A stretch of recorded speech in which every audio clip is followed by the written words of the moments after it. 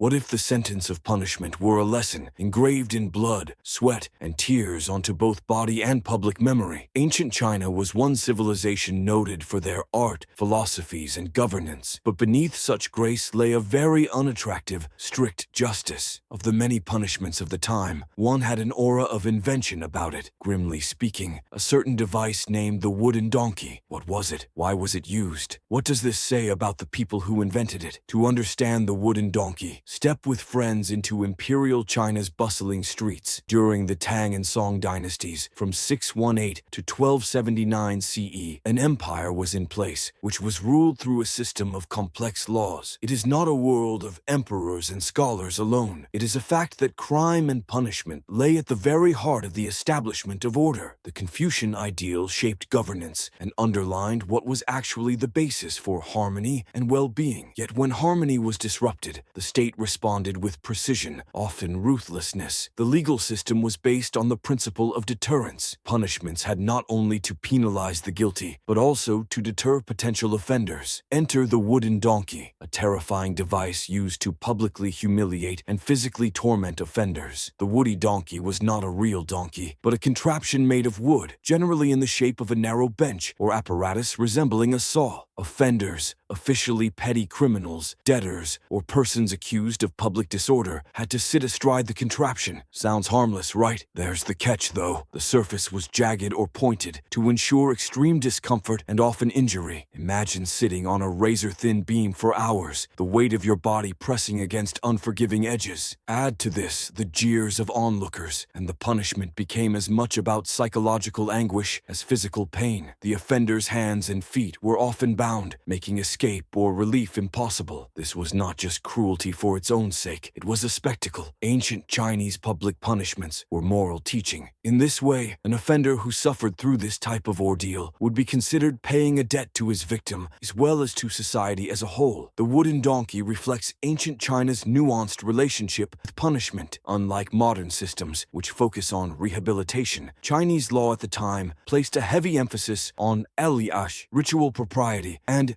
legalism. The state wielded punishments like the wooden donkey to reinforce social order and hierarchy. Confucianism taught that individuals existed within a web of relationships, family, community, and state. Breaking the law wasn't just a personal failing, it was a disruption to this intricate web. Punishments were designed to shame offenders into realigning with societal norms. Public spectacles like the wooden donkey served to remind bystanders of the consequences of straying from the path. Historical records and folk tales give us glimpses of how the wooden donkey was used. One account from the Qing Dynasty, 1368 to 1644 CE, describes a market vendor caught selling spoiled goods. His punishment? Days on the wooden donkey, his cries mingling with the scorn of his former customers. Another story is about a magistrate who used the wooden donkey to punish corrupt officials. This wasn't just about justice, it was a statement that even the powerful were not above the law. While these stories might carry elements of embellishment, they illustrate how the wooden donkey became a symbol of both deterrence and accountability. Here is where history becomes a conversation. According to some historians, public punishment, such as the wooden donkey, was efficient in maintaining the order of a society where personal and collective identity are deeply intertwined. Fear of shame was a good motivator, since reputation was everything in this culture. Others wonder, however, whether such brutality was ever effective in the long term. Did it reform offenders or merely create resentment? And what of the onlookers? Were these punishments teaching respect for the law or simply fear? By the late Qing Dynasty, 1644 to 1912 CE, attitudes toward public punishment began to shift. Influences from the West, combined with internal reform movements, led to a rethinking of justice. Those such as the wooden donkey came to be largely disfavored and replaced with more institutionalized forms of correction. However, their legacy has survived to today, giving some insight insight into a bygone set of values and struggles. Punishments like the wooden donkey and others provoke us to view uncomfortable truths related to human nature and governance. While we might flinch at the brutality, are our systems not free of cruelty or humiliation in their modernity? Think of solitary confinement, widely denounced as soul-crushing. Is that not little in spirit, if differing in form from the wooden donkey? The past is prologue because it calls out to us for our confrontation of the current trade-offs made by justice, deterrence, and mercy. The wooden donkey turns out to be not just a relic from China's mercilessly archaic past, but more of an omen, how the dividing line may at times stand fine between order and oppression. So guys, what do you think? The wooden donkey, necessary evil in a complex society, or justice too far gone? Let us know in the comments below. Like this video and subscribe for more deep dives into history, and share it with your fellow history buffs. The wooden donkey may be an antique, but its teachings uncomfortably topical. For as long as we seek to create more equitable systems of justice, we would do well to recall the suffering of those who ever sat astride this grim device, and to take care that our own mechanisms of punishment serve not just the letter, but the spirit of the law.